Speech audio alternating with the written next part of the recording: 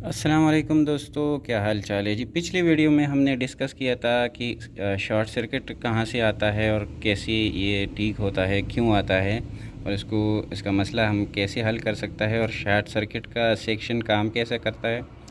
आज की वीडियो में मैं थोड़ा सा आपको आसान अल्फाज में बताऊंगा कि ड्राइवर सेक्शन कैसे काम करता है, क्योंकि इसके बारे में काफ़ी सारे लोग सोचते हैं और जो हमारे टेक्नीशियन भाई लोग हैं वो इतना लंबा चौड़ा करके बनाते हैं, दिखाते हैं कि किसी की समझ में भी नहीं आता और उनके लिए और मसला बन जाता है। तो मेरे पास भी बताने का बहुत सारे तरीके हैं, लेकिन मैं आपको ऐसे तरीके से बताऊंगा कि आपको जल्दी समझ में आ जाए और आसानी से आप इसका मसला हल कर सके और आसानी से आप मेरी बात को समझें।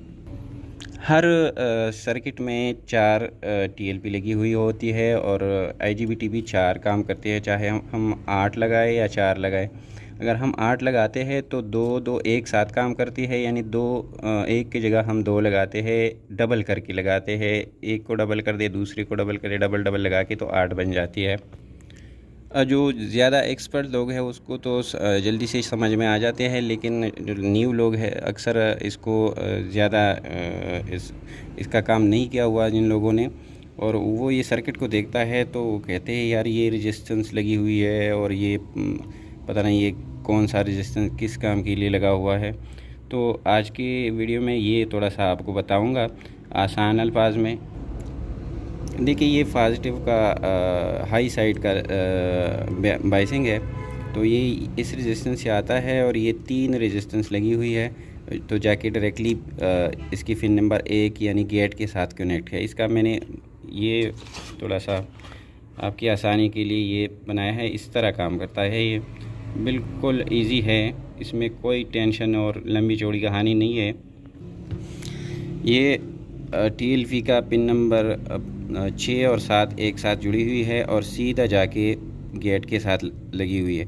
सीधा जाके मतलब ये है कि इसमें लाइन में ये 15 होम्स का रेजिस्टेंस लगा हुआ है। जितने भी पाकिस्तानी इन्वर्टर्स है, 8 IGBT वाले, 4 IGBT वाले, 5 किलोवाट, 3 किलोवाट, 10 किलोवाट, जितने भी है उसका बाइसिंग इसी तरीके से बना हुआ है। ये बाइसिंग बन गया यहाँ पे और ये आ गया यहाँ तक। ये 15 होम्स का रेजिस्टेंस लगा हुआ है और सीधा जाके गेट के साथ लगा हुआ है।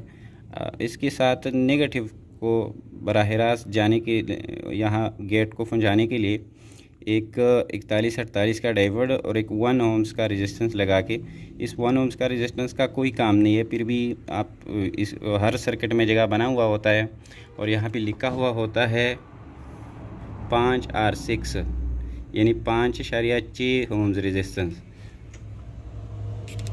ठीक है, ये देखें, तो इसका कोई ख़ास काम नहीं है, लेकिन फिर भी लगाना सही है, गलत नहीं है। ठीक है, तो ये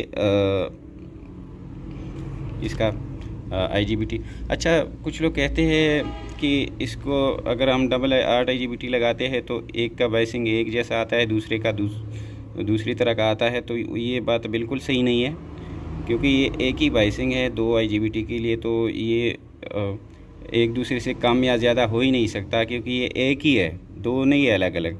ठीक है, यहाँ पे पिन नंबर 2 के ऊपर आता है IC की पिन, जो PMW बनाता है 4 पिन, इसकी 4 पिन है, वो आगे जाके वीडियोस में बनाएंगे, वो भी इंशाल्लाह आगे वीडियोस में बताएंगे कि, लेकिन मैं शॉर्टली आपको बता दूं शॉर्टकट कि ये इस पिन तक आता है वोल्टेज, 2 वोल्टेज आते हैं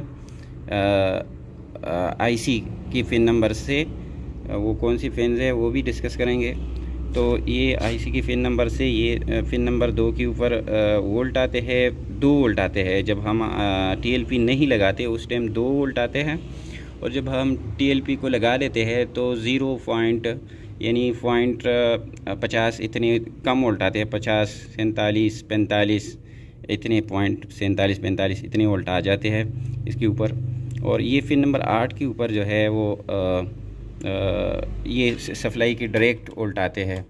ये डायोड की इनपुट में आते हैं, आउटपुट में जाके सीधा यहाँ पे आ जाते हैं।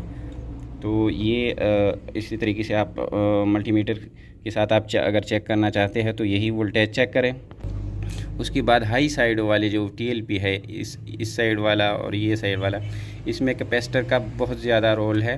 कैपेसिटर अगर आपका ख़राब है और या हल्का है या फिर क्वालिटी का सही नहीं है, सही क्वालिटी का, तो इसमें ये होता है कि आपका ये बाइसिंग यहाँ पे 3-4 वोल्ट आ जाते हैं, तो आपने फ़ौरन कैपेसिटर चेंज करना है, तब आपकी वोल्टेज पूरी हो जाएंगे। अगर कैपेसिटर में मसला है तो ये IGBT फिर गर्म हो जाते हैं और ज़्यादा लोड डालने से ये ख़राब हो जाते हैं। ठीक है जनाब, तो मैंने आपको बताया था कि मैं आपको ऐसी तरीके से बताऊंगा कि आपकी समझ में आ सके आसानी से। बाकी अगर किसी ने इस तरह की